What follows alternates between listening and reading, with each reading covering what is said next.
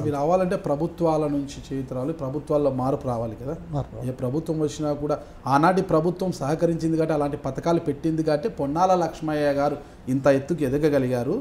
ఈరోజు పొన్నాల లక్ష్మయ్య గారు అంటే ప్రతి ఒక్కరికి ఒక మాజీ మంత్రి, ఒక మాజీ పిసిసి అధ్యక్షులుగా కూడా అందరికీ గుర్తుండిపోయారంట. అంటే ప్రభుత్వాల నుంచి ఎప్పుడైతే మనకి చేయూతం వస్తుందో అలాంటి సార్ ప్రభుత్వాలలో ఆ చేయూతం ఇచ్చే అవకాశం ఉందంటారు ఇప్పుడు?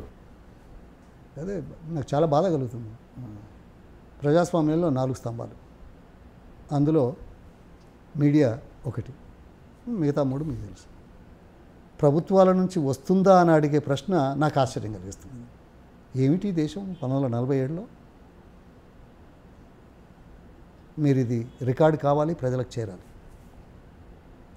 1947లో ఈ దేశ జనాభా 33 కోట్లు. మన దేశం ఆహార ధాన్యాలు కూడా మనం అందించలేని పరిస్థితుల్లో, వెస్ట్ బెంగాల్ లాంటి ప్రాంతంలో 30 లక్షల మంది కరువు వల్ల ఆహారం లేక చనిపోయిన చరిత్ర మన దేశంది. స్వాతంత్రం వచ్చేనాటికి 33 కోట్ల మందికి కూడా తిండి గింజలు ఇవ్వలేని పరిస్థితి. ఆనాడు PL 480 కింద అమెరికా దేశం నుంచి మొక్కజొన్నలు, గోధుమలు తీసుకొచ్చి గ్రామాలలో పంచింది నేను చూశాను. I'm a witness to it in 50s, early 50s. అటువంటిది ఈ దేశంలోని స్వాతంత్రానంతర ప్రభుత్వాలు, మోస్ట్లీ కాంగ్రెసే ఉండింది, చాలా తక్కువ కాలం కొద్దిమంది ఉన్నారు. ఇక అంటే కాంగ్రెస్ గురించి చెప్పిన అనుకుంటారు. కానీ ఈ దేశంలోని ప్రభుత్వాలు స్వాతంత్రానంతరం ఈరోజు 132 కోట్ల జనాభా చేరినప్పటికీ 33 కోట్ల నుంచి 132 కోట్లు. ఇవాళ 55 మిలియన్ టన్నుల ఉత్పత్తి నుంచి 260 మిలియన్ టన్నుల ఉత్పత్తికి చేరింది ఈ దేశంలో. అంతేకాదు, దిగుబడి దేశంగా ఆకలి చావులతో ఉన్న దేశం ఈరోజు 65 దేశాలకు ఎగుమతులు చేస్తున్నది ఆహార ధాన్యాలు. అంతేకాదు, ఈ దేశంలో మన ప్రభుత్వాలు ఆహార చట్టాన్ని, భద్రతా చట్టాన్ని తీసుకొచ్చి ఆహార ధాన్యాలు అందరికీ అందుబాటులో ఉండే విధంగా కాకుండా పేదలకు మరింత తక్కువ ధరకు ఇచ్చే విధంగా ఈ ప్రపంచ చరిత్రలో ఇటువంటి కార్యక్రమం చేసింది మన దేశంలోనే. అంటే ఆహార ధాన్యాల ఉత్పత్తి ఒకరోజు రాత్రి మాటలతో పెరిగేది కాదు. లేకపోతే 33 కోట్ల జనాభా 132 కోట్లకు చేరిన దిగుబడి దేశంగా ఉన్న దేశం 65 దేశాలకు ఎగుమతి చేసే స్థాయికి తీసుకుపోవడం ఏదో మాటలతోటో చిటికలతోటో అయ్యేది కాదు. దీని మీద దేశం గురించి, సమాజం గురించి, ప్రజల గురించి, భవిష్యత్తు గురించి ఆలోచించే నాయకత్వం, పార్టీలు ఉండటం వల్లనే ఆ పరిపాలన ఉండటం ఉండేది. ఇంకొక 2 విషయాలు ఈ సందర్భంగా. మేము ఎర్లీ 50sలో గ్యాస్ నూనె కూడా దొరికేది కాదు.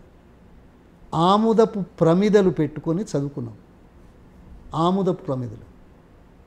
ఈరోజు ఏం చూస్తున్నాం? ఇస్రో నుంచి ప్రపంచంలో ఏ దేశం చేయనటువంటి అత్యంత బరువైన ఉపగ్రహాలను మనం పంపిస్తున్నాం. అంటే సాంకేతిక పరిజ్ఞానం ఆముదపు ద్వీపం నుంచి అంతరిక్షం పోయేదాకా ఈ దేశం ఈ 70 సంవత్సరాల్లో తీసుకురావడానికి ఏదో ఎవరో నిన్న మొన్న వచ్చి మాట్లాడేటోళ్ళతోటి కాదే. బరువు బాధ్యతలు, దేశం, సమాజం, ప్రజలు అని ఆలోచించగలిగిన నాయకత్వాలు కలిగిన ప్రభుత్వాల వల్ల జరిగిందనేది ఆలోచించాల్సిన అవసరం. మూడవది, 1947 స్వాతంత్రం. మన ఆర్థిక వ్యవస్థ ఎటువంటిది? కాడెడ్ల మొద్దుబండి ఆర్థిక వ్యవస్థ. సవారీ కచరాలు కేవలం జమీందారులకు, దొరలకు మాత్రమే ఉండేది. మిగతాది కవర్ లేని మొద్దుబండ్లు. అటువంటి ఆర్థిక వ్యవస్థ ఈరోజు ఏమిటి? 70 ఏళ్లలో ప్రపంచంలో 3వ ఆర్థిక శక్తిగా ఎదిగింది. ఇదే చిటికలతో అవుతుందా? ఏ దేశాలను దాటొచ్చాం? రవి అస్తమించని బ్రిటిష్ సామ్రాజ్యం, సంపదంతా కూడబెట్టుకున్న దేశం ఈరోజు ఆర్థిక శక్తిగా ఎదగలేకపోయింది. ఫ్రాన్స్ ఇండస్ట్రియల్ రెవల్యూషన్ తీసుకొచ్చిన దేశం అది 3వ స్థాయికి చేరలేదే. జపాన్ ఇవాళ అత్యంత పెద్దది ఆర్థిక శక్తి అంటాం, 3వ దేశంగా ఎదగలేకపోయిందే. జర్మనీ పరిపాలనలో కానీ ఇండస్ట్రీలో కానీ అనేక రకాలుగా ముందంజలో ఉన్నది, 3వ దేశంగా రాలేదే.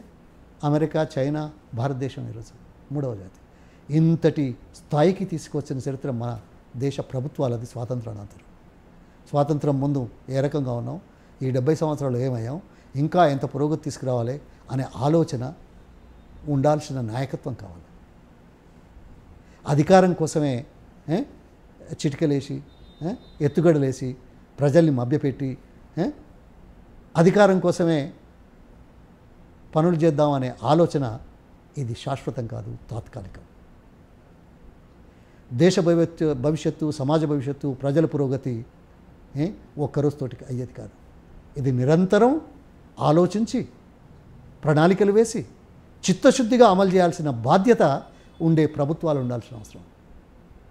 ఏదో నేను ప్రతిపక్షంలో ఉన్నాం కాబట్టి మాట మాట్లాడుతున్నామని కాదు, దేశం గురించి ప్రజల గురించి ఆలోచన చేయాల్సి తప్పించే నాయకత్వాలు కలిగిన రాజకీయ పార్టీలు ఈ దేశంలో అవసరం. కొత్త కోణంలో, చిన్న కోణంలో, సెంటిమెంటల్ కోణంలో, తాత్కాలిక కోణంలో ప్రజలు స్పందిస్తారు, కానీ అది శాశ్వతం కాదు, అది ఉండాల్సిన అవసరం. అందుకోసం దేశంలో ప్రభుత్వాలు ఉన్నాయంటే బాధ కలిగింది. ఉన్నాయా అని నేను అడగలేదు.